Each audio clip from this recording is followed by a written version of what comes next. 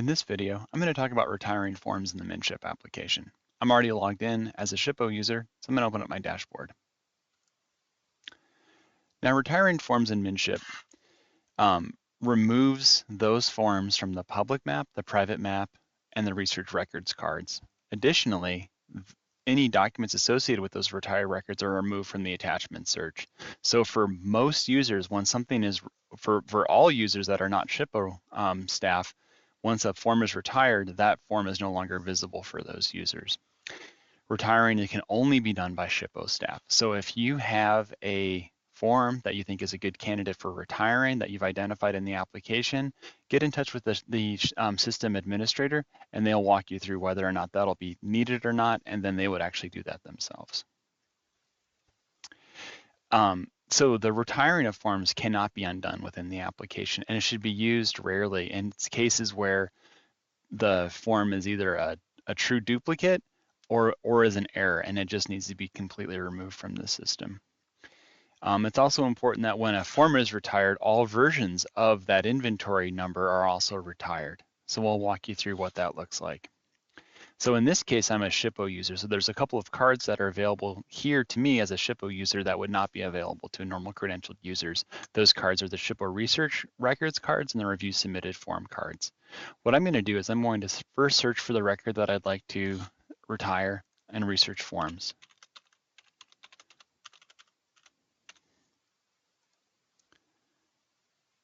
So here's the inventory number that I'd like to retire, and there's two versions of it, so I'm going to have to retire both of these.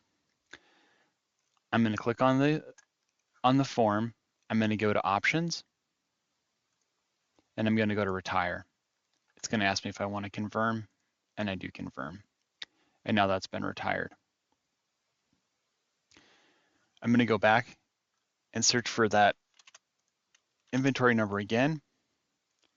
You'll see that the version that I had on there is retired, and now there's just this other remaining version. So I need to get rid of that as well, since I'm retiring this entire inventory numbers, an inventory number along with the forms that are associated with it.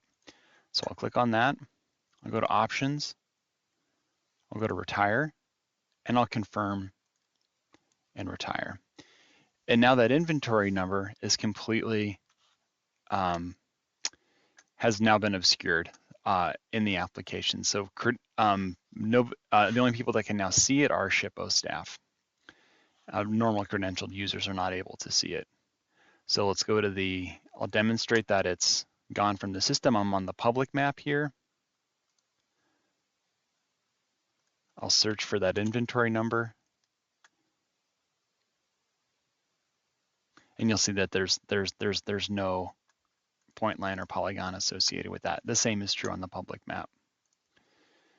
On the research records, I'll search for that, and you'll see that it's totally gone. If in this case, since I'm SHIPO staff, I have this additional group of filters here that I can search for under the SHIPO research records. I'll open that up. I'll put in the search term here, and I'll search for it. And you'll see here that I am able to, it does come up here, the status is retired. Now all I can do is I can open this up and I can view the record. I cannot unretire it. When something has been retired, it is forever retired. But I can still view the data that's within there. So again, this retired records is a good function to use when something really needs to get out of the application. It doesn't need to be viewable for non-SHIPO staff, but should only be used for things that are truly need to be no longer visible, because it is something that you cannot undo.